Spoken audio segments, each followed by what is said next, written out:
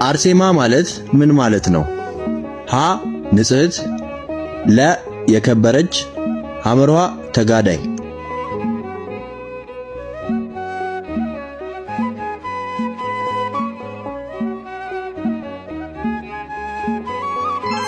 መልሱ ለ የከበረች።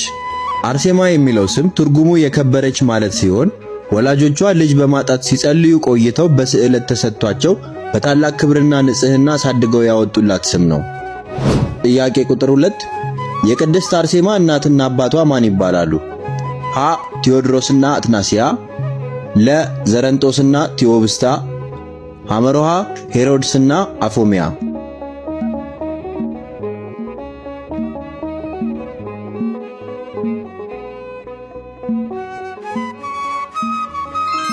መልሱ ሀ ቴዎድሮስና አትናሲያ። ቅዱስ ቴዎድሮስና ቅድስት አትናሲያ ከካህናት ወገን የሆኑ እግዚአብሔርን የሚፈሩ በጊዜው ደግ የተባሉ ወላጆች ነበሩ። ልጃቸውን ቅድስት አርሴማን በስዕለት ካገኙ በኋላ በወቅቱ በነበረው የሮም ሥርዓትና የቤተ መቅደስ ሕግ በንጽሕናና በቅድስና ኮትኩተው አሳድገዋታል። ጥያቄ ቁጥር 3 ቅድስት አርሴማን አሰቃይቶ በሰይፍ እንድትገደል ያደረገው ንጉሥ ማን ነው? ሀ ንጉሥ ዲዮቅልጥያኖስ፣ ለ ንጉሥ ድርጣድስ፣ ሐመርሃ ንጉሥ ኔሮን።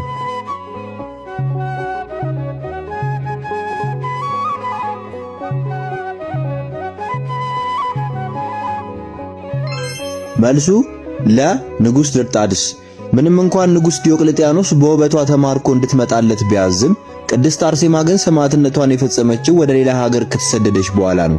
በሄደችበት ሀገርም ንጉሥ ድርጣድስ የተባለ ንጉሥ በውበቷ ተሸንፎ አግብኝ ቢላት እምቢ በማለቷ በንዴትና በጭካኔ በሰይፍ እንድትገደል አድርጓል።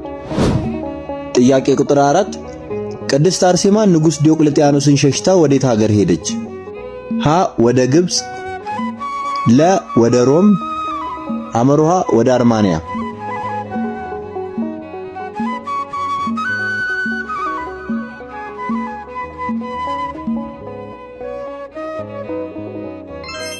መልሱ ሐመርሃ ወደ አርማንያ። በሮም የነግስ የነበረው ዲዮቅልጥያኖስ በውበቷ ተማርኮ በግድ ሊያገባት በፈለገ ጊዜ ቅድስት አርሴማ ንጽሕናዋን ለመጠበቅ ስትል ከቅድስት አጋታና ከሌሎች ደናግል ጋር በመሆን ወደ አርማንያ ትሰዳለች። ጥያቄ ቁጥር 5 እናታችን ቅድስት አርሴማ ሰማዕትነትን የተቀበለችው መቼ ነው? ሀ ታኅሳስ 6፣ ለ ግንቦት 29፣ ሐመርሃ መስከረም 29።